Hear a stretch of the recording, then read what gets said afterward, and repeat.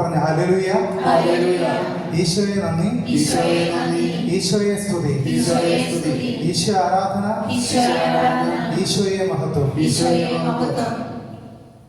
യേശു അവളോട് പറഞ്ഞു, ദൈവത്തിന്റെ ദാനം എന്തെന്നും എനിക്ക് കുടിക്കാൻ തരിക എന്ന് നിന്നോട് ആവശ്യപ്പെടുന്നത് ആരെന്നും അറിഞ്ഞിരുന്നുവെങ്കിൽ നീ അവനോട് ചോദിക്കുകയും അവൻ നിനക്ക് ജീവജലം തരികയും ചെയ്യുമായിരുന്നു. അവൾ പറഞ്ഞു, പ്രഭു, വെള്ളം കോരാൻ നിനക്ക് പാത്രമില്ല, കിണറോ ആഴമുള്ളത്. പിന്നെ ഈ ജീവജലം നിനക്ക് എവിടെ നിന്ന് കിട്ടും? ഈ കിണർ ഞങ്ങൾക്ക് തന്ന ഞങ്ങളുടെ പിതാവായ യാക്കോബിനേക്കാൾ വലിയവനാണോ നീ? അവനും അവന്റെ മക്കളും കന്നുകാലികളും ഈ കിണറ്റിൽ നിന്നാണ് കുടിച്ചിരുന്നത്. യേശു പറഞ്ഞു, ഈ വെള്ളം കുടിക്കുന്ന ഏവനും വീണ്ടും ദാഹിക്കും. എന്നാൽ ഞാൻ നൽകുന്ന വെള്ളം കുടിക്കുന്നവന് പിന്നീട് ഒരിക്കലും ദാഹിക്കുകയില്ല. ഉറക്കെ പറഞ്ഞ ഹല്ലേലൂയ. ഈശോയെ നന്ദി, ഈശോയെ സ്തുതി. ഇവിടെ ആയിരിക്കും നമ്മൾ ഓരോരുത്തർക്കും ജീവിതത്തിൽ ദാഹങ്ങളുണ്ട്. പലർക്കും ജീവിതത്തിലെ ഈ ദാഹങ്ങൾ എടുത്തു മാറ്റാൻ പറ്റാത്തതാണ് ജീവിതത്തിലെ തടസ്സങ്ങൾക്ക് കാരണമാകുന്നത്. നമ്മുടെ ജീവിതത്തിൽ ചില വ്യക്തികൾക്ക് സമ്പത്തിനോടായിരിക്കും ഈ ദാഹം, ചില വ്യക്തികൾക്ക് പലതരം ആസക്തികളോടായിരിക്കും ഈ ദാഹം, ചില വ്യക്തികൾക്ക് ലഹരിയോടായിരിക്കും ഈ ദാഹം, ചില വ്യക്തികൾക്ക് അധികാരത്തോടും പദവിയോടുമായിരിക്കും ഈ ദാഹം, ചില വ്യക്തികൾക്ക് ഭക്ഷണത്തോടായിരിക്കും ഈ ദാഹം, ചില വ്യക്തികൾക്ക് ചില ബന്ധങ്ങളോടായിരിക്കും ഈ ദാഹം. ഈ ദാഹങ്ങളെല്ലാം വിട്ടുമാറിപ്പോകണം. ഈ ദാഹം ശമിപ്പിക്കാനായിട്ട് ഈശോയ്ക്ക് മാത്രമേ കഴിയുകയുള്ളൂ. നമ്മൾ വിചാരിക്കുന്നത് ഈ ദാഹങ്ങൾ എന്തുകൊണ്ടാണ് ജീവിതത്തിൽ നിന്ന് മാറിപ്പോകാത്തത്? ഓരോ വ്യക്തികൾക്കും ഒരു ദാഹമുണ്ട്. ഇവിടെ ആയിരിക്കുന്ന എനിക്കും നിങ്ങൾക്കും അറിഞ്ഞോ അറിയാതെയോ ജീവിതത്തിൽ വന്നുകൂടിയിട്ടുള്ള ദാഹം അല്ലെങ്കിൽ ദാഹങ്ങളുണ്ട്.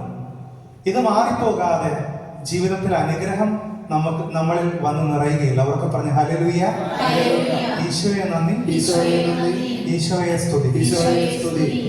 നമ്മൾ പലപ്പോഴും ഈ ദാഹം ശമിപ്പിക്കാനായിട്ട് ഈ ലോകത്തിലെ പല വസ്തുക്കളുടെയും പുറകെ പോകും, പല വ്യക്തികളുടെയും പുറകെ പോകും. എന്നാൽ ഈ ദാഹം ഇല്ലാതാകുമോ? ഒരിക്കലും ഇല്ലാതാകുന്നില്ല. ഒരു വ്യക്തി എന്തിനു വേണ്ടിയെങ്കിലും ദാഹിച്ചു കഴിയുമ്പോൾ അത് കിട്ടിക്കഴിഞ്ഞാലും വീണ്ടും വീണ്ടും ആ വസ്തുവിന് വേണ്ടി, ആ വ്യക്തിക്ക് വേണ്ടി ദാഹിച്ചുകൊണ്ടേയിരിക്കും. ഉറക്കെ പറഞ്ഞ ഹല്ലേലൂയ, ഈശോയെ നന്ദി, ഈശോയെ സ്തുതി. ഒരു വ്യക്തി ഒരു തെറ്റായ ബന്ധത്തിലേക്ക് പോയി എന്നിരിക്കട്ടെ, ഒരു പ്രാവശ്യം പോയി, അതോടുകൂടി ആ ദാഹം തീരുമോ?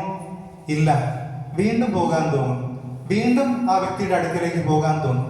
ഇതാണ് പാപത്തിന്റെ സ്ഥിതി എന്ന് പറയുന്നത്. ആ ദാഹം ഒരിക്കലും ശമിക്കുന്നില്ല. ഈ ദാഹം തീരണമെങ്കിൽ ഈശോയുടെ അടുത്തേക്ക് നമ്മൾ കടന്നു വരണം. ഉറക്കെ പറഞ്ഞ ഹല്ലേലൂയ, ഈശോയെ നന്ദി, ഈശോയെ സ്തുതി, ഈശോയെ ആരാധന. അതുകൊണ്ട് ഈ നിമിഷം നമ്മുടെ ജീവിതത്തിൽ കടന്നുകൂടിയിട്ടുള്ള ഈ ആസക്തികളും ദുരാഗ്രഹങ്ങളും എല്ലാം ദിവ്യകാരുണ്യ സന്നിധിയിൽ നമ്മൾ സമർപ്പിക്കണം.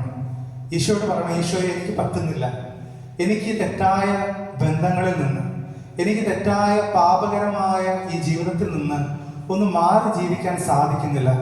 ഈശോയെ എന്നെ സഹായിക്കണമേ എന്ന് നമുക്ക് പ്രാർത്ഥിക്കാം. ഒരു നിമിഷം നമുക്ക് എല്ലാവർക്കും ദിവ്യകാരുണ്യ സന്നിധിയിൽ എഴുന്നേറ്റ് നിൽക്കാം. ഇരു കാര്യങ്ങളും ദിവ്യകാരുണ്യ സന്നിധിയിൽ ഉയർത്താം. മുഴുവനായി സമർപ്പിച്ച്, നമ്മുടെ പാപത്തിന്റെ മേഖലകളെ സമർപ്പിച്ച്, ഈശോ വിടുതൽ നൽകുവാൻ വേണ്ടി ആഗ്രഹിച്ചുകൊണ്ട് നമുക്ക് ഉറക്കെ സ്തുതിച്ചുകൊണ്ട് പ്രാർത്ഥിക്കാം.